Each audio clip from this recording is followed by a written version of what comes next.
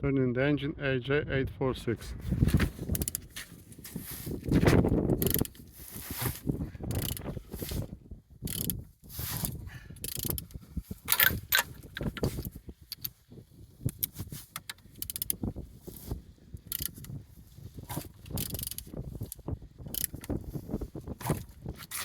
All turning good, all compression complete on the front.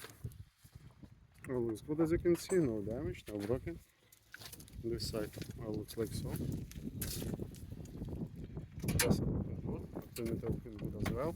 On the top all looks like so, and on the back side all looks like so. The gearbox looking good, I didn't see any damages. And on this side all looks good, turbo is in good condition. Underneath all looks good, no damage, no broken. Turning the engine AJ846. Thank you.